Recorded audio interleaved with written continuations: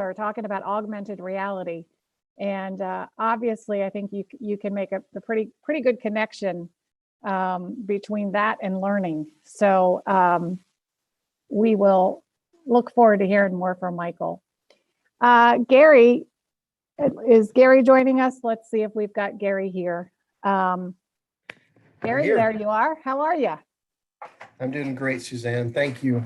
Good. How are you? Good.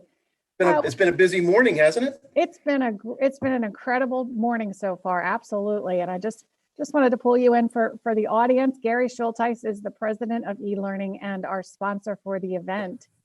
Gary, I thought first off, for the folks that are joining us for the afternoon session, I gave kind of a quick intro this morning. I thought maybe we could just get you to do a quick intro about the concept for this conference and where it came from, and where you and I can bat around some ideas for the morning and talk about what's coming up this afternoon. But how did this idea all come to fruition? I know you kind of had a vision around it.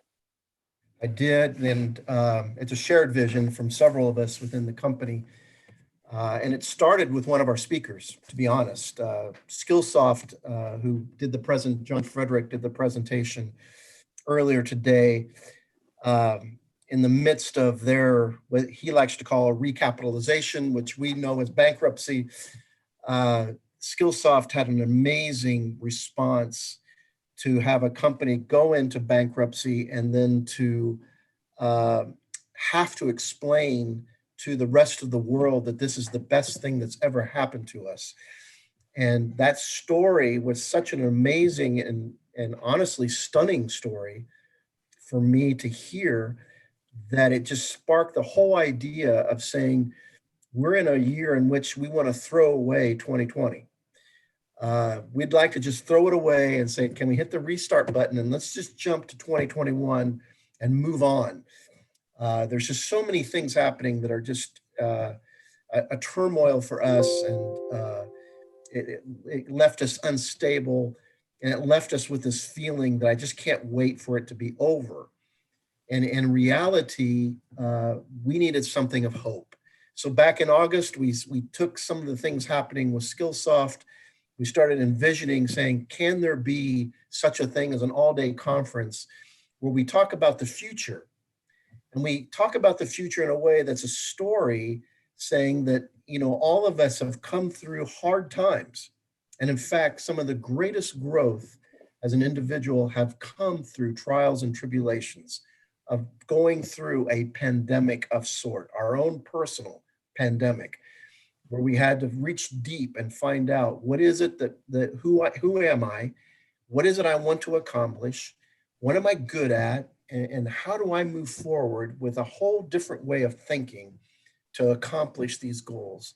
I got to quit spinning in my wheels. I've got to think about something new and make it happen. Yeah.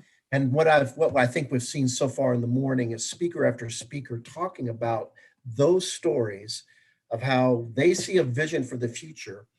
And we're going to get more this afternoon, because this afternoon's agenda is as full as the morning. So I'm super charged by what people are presenting. It's given me a lot of encouragement and hope. I've learned a lot. I've taken probably 12 pages of notes already of things that I've heard that I have to apply for myself. So it's been really, really good. It's exceeded my expectations so far. That's amazing. And quite honestly, it's a philosophy that I have, and you just kind of touched on it too, is you can't have resilience without adversity. Like that's a piece that's required. And so, some of the conversations I've been having with folks along those lines are, yes, this has been the year from beyond, but there are things that we can take out of it. And as you mentioned with John Frederick and his presentation this morning, certainly there's some great examples from Skillsoft. And I loved some of the companies that he talked about, Dyson inventing ventilators within a week. Like, right. They changed their entire production to do that. So there's certainly been a lot of good stuff shared. We're going to recap, but we've got about 10 minutes before the next speaker's up. So I'd wanted to just kind of do a brain dump with you on Yeah. what you got out of the morning session. We started off this morning with a really cool presentation by Ryan Cooper. Ryan was coming out of England, London, Correct. right? Yep. Learning Pool. Yeah, he's with Learning Pool, and he was kind of doing the crash course on e-learning for anyone that's not already initiated. What was your big takeaway from Ryan? Well, he did something more than that. He delved into something that we thought was a very sensitive issue. Something we just heard from Brian Kropp at Gartner, and that is Learning Pool jumped into the racism issue, all the social unrest that was global. It's not just an American thing, and they started to address it with training courses, and then going through what he said was a process of going through themselves and saying, is this addressing the issue? Do I sense that I have a change of behavior, or that I want to change based upon this course material? And getting into the social realm of society with e-learning is obviously the thing that we have been a little bit risk averse, perhaps, as companies. We don't want to offend people on either side of that story. So we tend to stand back and we say, all right, let's just let society sort this out. But what he was advocating, what Brian Kropp was advocating, is that employees want just the opposite. Employees want us as companies to make a stand, not make a statement, to be active in doing something. And because we're authentic in doing something, then employees respond to that. Yeah. And so that started with Ryan's presentation, and that thread has been continuing all the way through Brian Kropp. So I found that fascinating that we have that kind of common thread going through, that as an e-learning industry, we cannot be afraid of tackling some of life's bigger issues. And we just simply can't do it superficially. We have to do it better. And as John Frederick was mentioning, we have to be more human in how we do this. Right. We have to consider the fact that we're addressing people in our company who are not just workers. They are human beings. They have a life, they have thoughts, they have ambitions. And the better we connect with them, the more human we consider them, the better. Yeah, so that's certainly been a theme throughout this morning.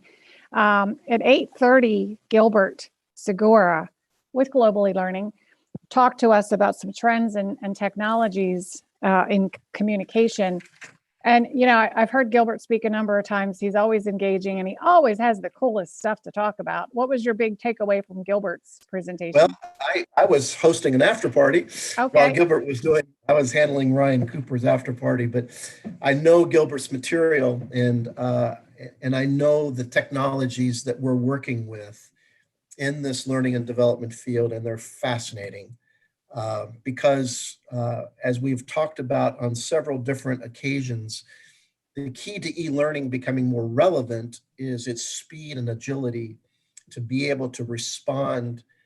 Instead of something taking months to create, we've got to get it down to weeks. We have to get it down to 1 week or 2 weeks. And there was lots of examples shared today.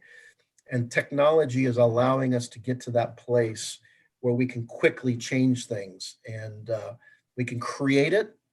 And then, as Matt was talking about as well, we can actually get it global. All of that has been sped up by our company, by others. In half the time that it used to take, we now can get something and make it appropriate for another culture.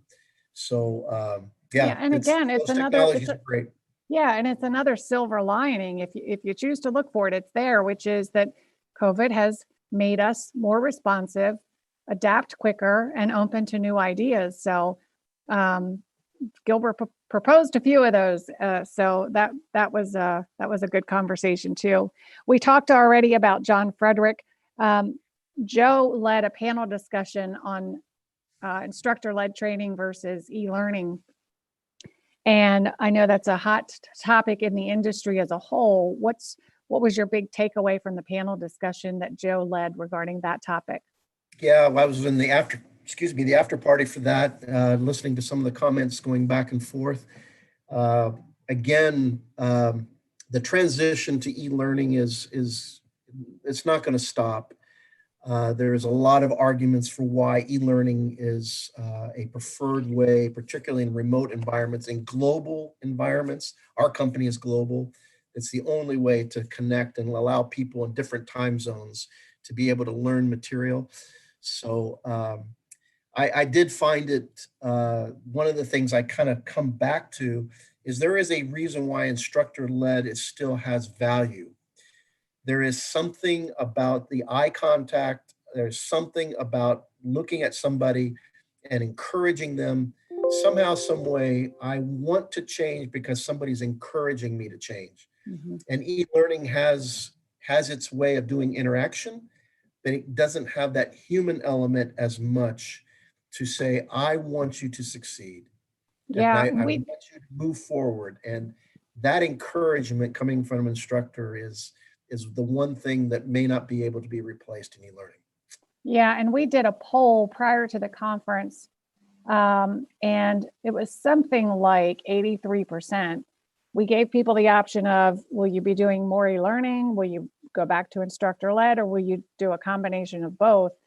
And it was something like 83% said that they're going to be doing more of the combination approach. So I think, to your point, e-learning certainly fills the gaps. It allows us to get information out quicker, but in some settings, it's certainly desirable to have a combination of both, for sure. Because e-learning cannot react to Right. where I'm at, to my questions, and an instructor can. An instructor can respond to the question that I'm struggling with. And it's really hard to design that in from the very beginning in an e-learning course. So Yeah. yeah, that makes perfect sense. Yeah, and we talked a lot about Brian Kropp's presentation this morning on the social responsibility of learning.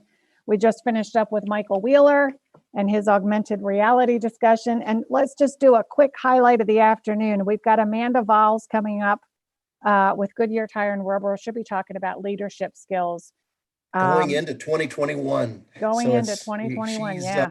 she's going to focus because she's responsible for leaders around the world for Goodyear. Goodyear is in, I think, 26 countries. So there's a huge responsibility there to make it appropriate across the world. And Amanda is going to speak to what leadership skills need to be changing going forward. So I'm looking forward to that. Yeah, that should be a good one. Chad Bellin, am I saying that right? Do you know Bellin? Yes. With Mindspace will be joining us regarding creating innovative learning cultures. And that'll be at 1:15. And that's And then, one not to miss either, because of Chad's got some great ideas. He's got a company that's full of great ideas. He'll talk a little bit more about the future of e-learning courses and things that are the challenges, things they're gonna overcome. I think it'll be great. awesome. And then, just fast forwarding, we've got the Powerhouse afternoon keynote this afternoon with David Kelly at the Learning Guild on how Yeah. 2020 has forever changed learning and development. And David's been part of the vision of this whole thing as well. We kind of reached for some superstars, right? We thought about this idea of how do we bring hope, and we reached out to David because he has an organization of 80,000 members, and they just shut down this year all of their conferences. And I'm thinking, David, how did you bring hope to this organization? And what is going to be happening in the years to come with e-learning as you've gone through and navigated all of this pandemic? And so he's bringing all of his thoughts because he's got a lot on his shoulders, and a lot of responsibilities, and a whole organization to bring with him. So it's going to be, I think it'll be a very interesting presentation. Looking forward to that. Pete Sanford's going to be talking to us about learning in life-sustaining settings, particularly training, I believe, sales teams in the pharmaceutical setting. I believe that's correct. Right. Yeah, it's a critical area. And again, as it's been touched upon in some other presentations, salespeople, people in the business development realm have really struggled this year. The very methods that they use to engage new customers and to sell their business that's all been taken away, and whole new ways of having to be done to get information across. And so he's in that e-learning for that medical and pharmaceutical world. I'm sure he's got some very interesting things to say to that type of person. Yeah. How do we adapt in this environment? Yeah. One that has really piqued my interest is Tiffany Franklin with Optiv is going to be here, and she's going to be giving us lessons from a cyber criminal, which sounds so eerie. But, cyber criminals, their whole goal is to get you to click, right? Whether it's phishing or whatever it is. Right. And so I love her spin on this, that she's gonna give us lessons in e-learning from a cyber criminal's perspective and in her world. And then I'm not even going to try to even guess. Tiffany's the one in which I'm going to just let it go and just see what she has to say. Yeah. Because you're right. We got a hold of that title and we said, "Are you kidding?" And she said, "No." She said, "I got to tell that story." And we said, "Please tell the story." But we don't know how it's set up. We don't know the conclusion. We're all going to be in the audience learning together. That's awesome. That's exciting. And then Jennifer Segalin with Perkins School for the Blind is going to be coaching us up on the journey of accessibility, which is a really hot topic these days with not just with organizations and their e-learning initiatives, but the websites, the whole 9 yards. So I'm excited for that as well. It's a necessary topic. Yeah. We've been talking about being inclusive. We've been talking about diversity. We know that these are social issues. Jennifer's in the middle of it. She's with the Perkins School of the Blind. And we have met as a company, we have met with her up in Boston. We have discussed things. It is a journey. She's talking about a journey of how to get people to be a part of the normal society, who have disabilities, and what can we do as companies to prepare our materials so they can feel included. Yeah. It's a great journey. She would probably be the first to say we're only at a certain point in this journey. We have a lot further to go. Yeah. Well, thanks for the recap, Gary, and the preview of what's coming up this afternoon. We're going to bring our next speaker in, and we'll see you later on in the panel discussion. And